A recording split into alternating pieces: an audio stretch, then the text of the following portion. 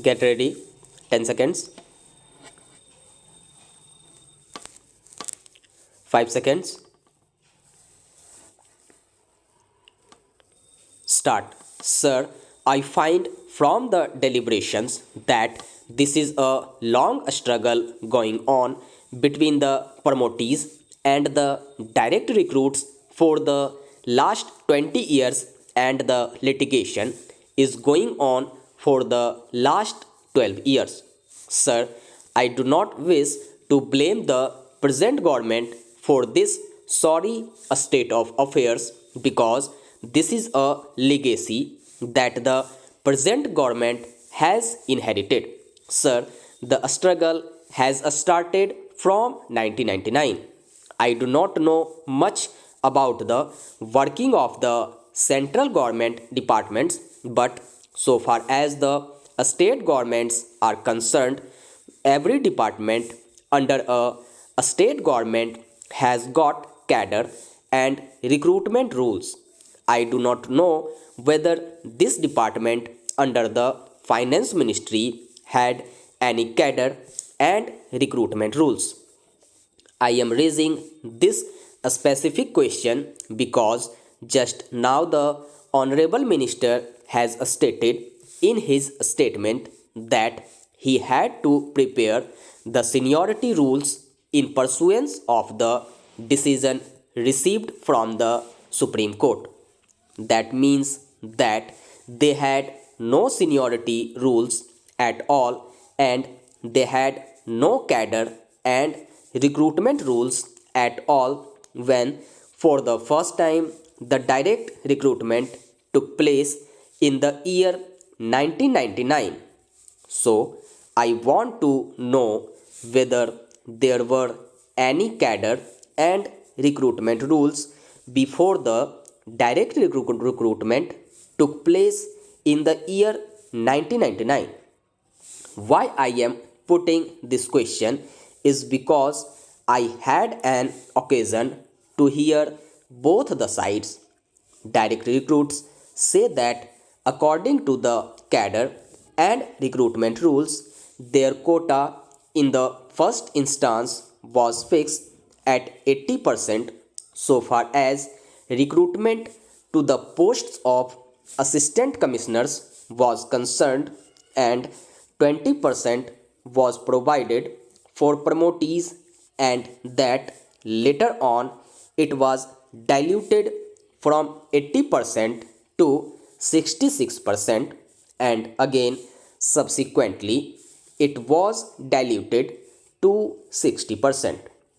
So I want to know whether there were any cadre and recruitment rules, and if there were any cadre and recruitment rules, whether promotions are strictly made in accordance with the cadre and recruitment rules.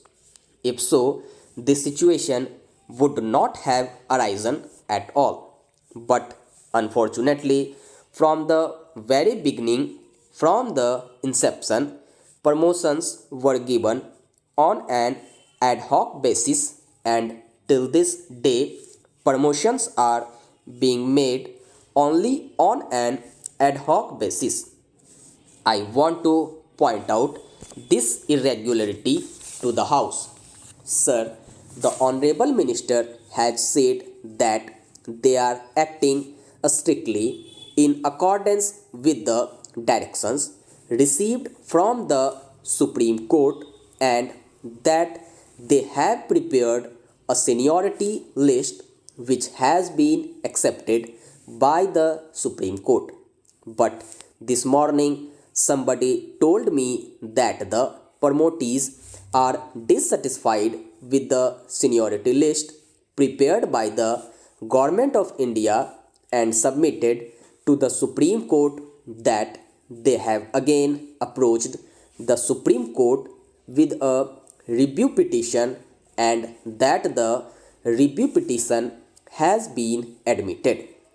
If a review petition has been admitted, and if government were to receive orders and directions from the Supreme Court every now and then. I do not think, sir, that for another 10 years this matter is going to be settled. Every time the government will come before the House and say that these are the directions of the Supreme Court, they have to act as per the directions of the court and all that. Then I am told, sir, that for promotion from class 1 post of income tax officer to the post of assistant commissioner, 10 years service rule is there. That means that one has to put in 10 years service as income tax officer class 1, otherwise he will not be eligible for promotion. If such a thing is there, then I want to know how they are going to prepare or refix the seniority. Do they intend to change the service rules or do they intend to change the 10 years condition? What is the policy with regard to this? So far as I am concerned, I am going to make it very clear that this is not going to end like this.